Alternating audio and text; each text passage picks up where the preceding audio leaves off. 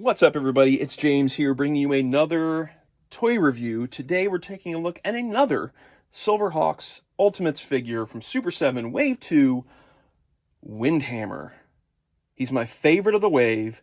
Let's find out why.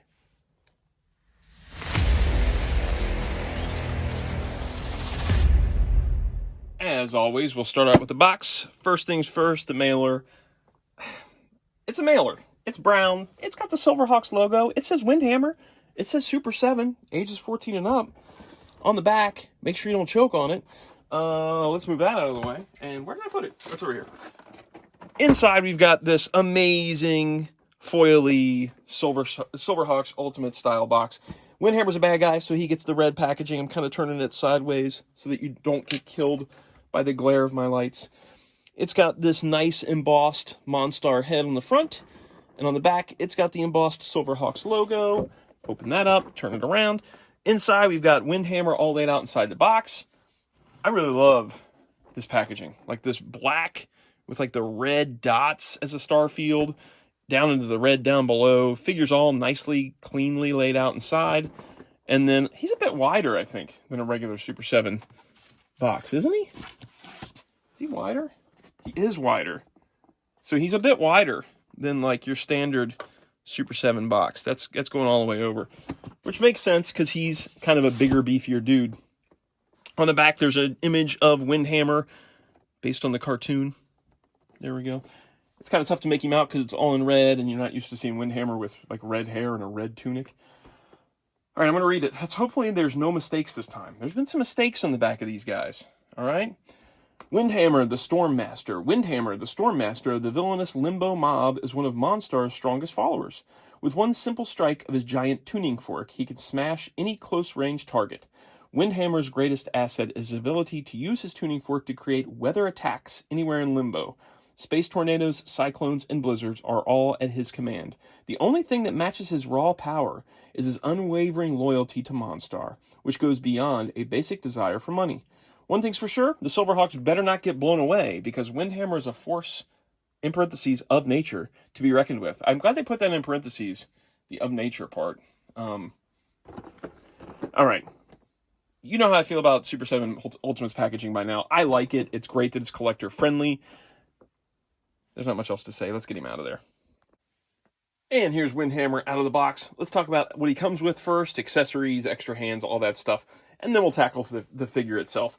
First things first, let's do the hands. Because you guys know I'm not, like, crazy about a bunch of extra hands. I just put one set of hands on there and then I'm just kind of done with it. So the set he has on is the expressive hands. They're sort of open, but kind of gripping still, kind of. Then we've got a set of fisted hands. We've got two sets of gripping hands. One of them, one set articulate in and out, and the other one articulate up and down. So like this, or like this. And then we've got a set of pointing hands. All really well sculpted. Not really any paint details on them. Most of the figure is just molded in sort of that greenish, blue-gray color. And there's not a lot of paint detailing past that, which I'm fine with, because that's how he looked on the show. So no like painted fingernails or anything like that going on here. Then he has an extra head, and I like this head much better than the head he has on. Even though I like the head he has on, this one's just much more expressive. I like the hair swooping off to the side, and I like the snarl on his face. This is the head I will display him with. I'm usually not a big fan of the crazy hair going all over the place head sculpts, but for Windhammer it really works because his hair really was like flowing a lot when he would use his giant tuning fork thing, which is the next thing I want to talk about.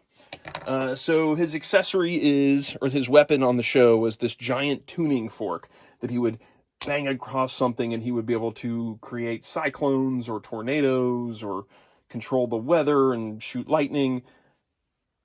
Silverhawks was crazy. It was a crazy show. But this tuning fork is really big, because it was big on the show. It's taller than he is. I've got a ruler here. So the tuning fork itself is 8 inches long. So it's a big honking accessory. It's all done in this silvery gray plastic, all one piece.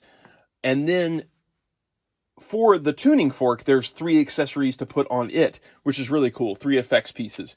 So we've got this lightning section here, And this has these two recesses that you just kind of plug them into. So you've got that, where you can have him holding it and shooting some lightning. This does become very heavy when you have these extra, well, not like I'm straining to hold it, but very heavy for a figure to hold over time, I would say. I wouldn't keep this effect piece on there on display because I think it would kind of weaken his joints over time, I feel. But it's cool for pictures. It's really cool for pictures. But I don't think I'll keep any of these effect pieces on there permanently or for display.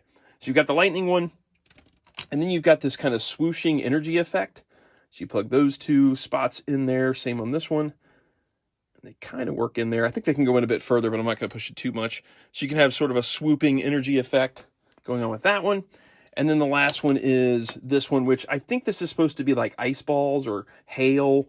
I guess you could say it's maybe rocks, but that doesn't make a lot of sense. It looks more like it's chunks of ice, which is really neat. And this one's probably the heaviest one of the bunch. There's some heft to the end of that. Again, I think it would kind of weigh down the arm over time, unless you did like a two-handed hold with it. But I won't display it with these. But it is really cool that you get three such really, really cool effects pieces to put on there for this tuning fork. And that's it as far as accessories go. So he is, while it is cool that he comes with all those effects, it does feel like it's lighter than some of the other figures. But he doesn't have like an attack bird. He's one of the villains that doesn't have a attack bird character. So Buzzsaw has one, and Mumbo Jumbo has one, and Hardware has one sort of that goes inside that tube thing. But really all Hardware had was this tuning fork thing. And so you shouldn't expect too much with him because he's minimalist when it comes to that kind of stuff. Figure itself also has this cloth, I don't know how to describe it, skirt? Tunic? I don't know the right way to, what you call this thing. So it's done in cloth, so it doesn't interfere with the articulation, or the sculpt is not solidified by this outfit that he has on. It's a unique design, and I guess it would present a problem, really, if you were to do this as a rubberized piece or anything like that. You would lose all that articulation. I think this would be just one solid chunk here. So I'm glad they used a cloth outfit on him. I think it's really cool looking. I think it's visually striking on a shelf that he has this on here. And it's really well done. Like, it's got this interior that's a darker color than the exterior and has almost this like felt feel to it. And all of the edges are kind of tattered, which is nice. Just the way it looked on the show. It does Velcro up the back. There's even a couple of holes that are cut into it back here. It Velcros up the back all the way, and it looks like the belt piece would snap apart here. But I'm never a fan of taking a cloth outfit off of a figure because I feel like I never get it back on there right. So I'm not taking this off of him. I'm not saying that you shouldn't. If you want to take it off of him and see what Hardware's doing, what Windhammer's doing under there, that's up to you. But I'm not going to, because I always feel like, I've ruined it by taking it off.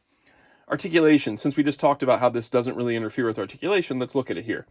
So you've got ankles that hinge and they're ratcheting, and then it's also got a really nice pivot. Like, look at that. You can go all the way around.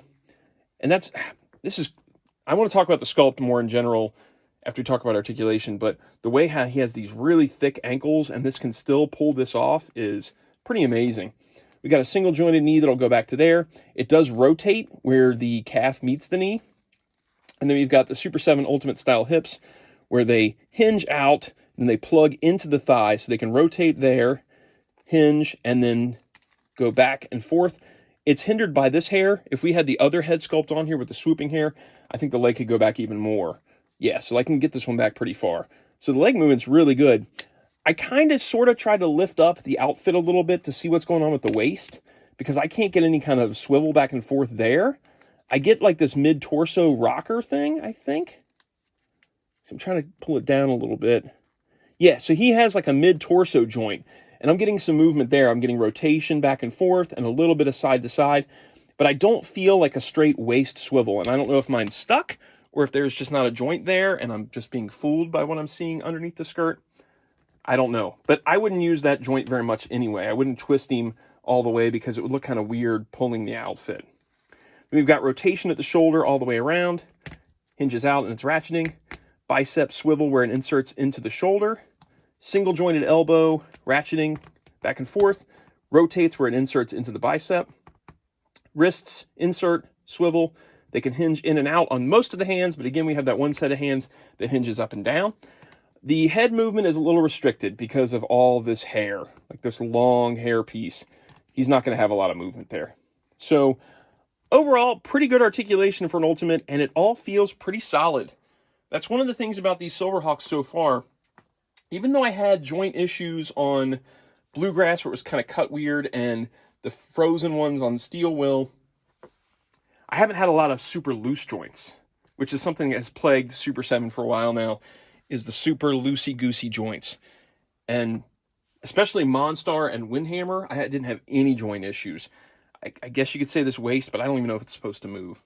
So I don't really consider it an issue. Yeah, so he's pretty solid overall. Character design and implementation here. Windhammer is a very, and I apologize if I've called him hardware at any point. I always get those back and forth because it's HWWH. I don't know why in my head, but sometimes I'll randomly call hardware Windhammer and Windhammer hardware. So if I've called him hardware at any point, I apologize. I know it's Windhammer. But Windhammer has a very unique design, and it's very Rankin and Bass style. He's got a Rankin and Bass animation face, and if you watch Rankin and Bass stuff, if you watched like The Hobbit, Tiger Sharks, Silverhawks, Thundercats, you know what I mean. He's got these big, thick tree trunk ankles that go into smaller legs as they go up. Those toes, they're kind of split apart with the nails that are sharp. He's just such a Rankin and Bass character. And Super 7 absolutely destroyed it on this sculpt in a good way. Like, they killed it. This is a fantastic sculpt. It's the character implemented perfectly. This is one of my favorite Ultimates figures I've ever bought. He's just so perfect. I love him in every way. Absolutely fantastic. While he's light on paint, we already talked about that before, it's not because they cheaped out, it's just because the character is all one color. He doesn't have a lot of shading going on or painted fingernails or anything like that. He's all one color with an outfit on. While they did do a little bit of, looks like dry brushing inside the hair to bring out some details there, I don't really have any complaints about it having less paint than normal, just because it's the character. Yeah, this guy is awesome. Height-wise, you may be a little confused. I talked about this before a little bit. I grew up with the Kenner Silverhawks, and Windhammer back then was kind of a big figure. But if you look at the cartoon itself and sort of the layouts and the character designs, he's not a huge character. So this figure only stands at a little, right around 6 3/4 inches tall. So he's not one of the tallest figures around. And I think that a lot of people think he's tall because the Kenner figure was big. He was a big figure. And in actuality, the character himself is not big. He's almost like a goblin or something going on. He's very muscular, very bulky, but he's not super tall. Let's bring in some of the Silverhawks so we can kind of see how they size up to him. So we'll bring in Steel Will. And we've got Bluegrass here. So you can see he stands just a little bit shorter than Steel Will, and he's right around the same height as Bluegrass. So he's not a super tall character, but he is wide. Like, if you see the width on him, he's a very wide, beefy character. Let's bring in another very Rankin and Bass looking character that's kind of equivalent to him, I think, in style, where he's short and bulky. Slythe here is another one that Super 7 just absolutely killed in capturing that Rankin and Bass style. So you can see these two guys together and kind of how their bulk, even though Slythe's got a lot more back to front bulk, the sideways bulk is kind of similar with hardware, with Windhammer. See, I did it right then. Yeah. This guy's awesome. He's very, very awesome. I like this figure quite a bit. He's my favorite of Wave 2. He's one of my favorite Super 7 Ultimates figures. If you're thinking about buying the Silverhawks line, I would recommend starting with the bad guys. Monstar's a really solid figure, and Windhammer is an amazingly great figure. If you like those two, then you may be able to overlook some of the drawbacks of Bluegrass and Steel Will. I have high hopes for this line. I'm a big Silverhawks fan, and I hope that we see more figures of this caliber in the Wave 1 when they finally hit, and Wave 3. So we'll see how it goes. And that is it for this one. I have one more Silverhawks Wave 2 review to do, and that is the Transformation Chamber chair. That'll be a short one because it's just a chair. And then after that, I'm going to move on to Thundercats. And again, if you guys want to hit me up down in the comments section, let me know what you think. Should I work backwards, do the most recent wave and work my way back? Or should I start at the first wave and work my way forward? You tell me. But that's it. Let me know what you guys think. Talk to you guys next time. Like, comment, subscribe. Follow me at Action Features on Instagram. Talk to you later. Goodbye.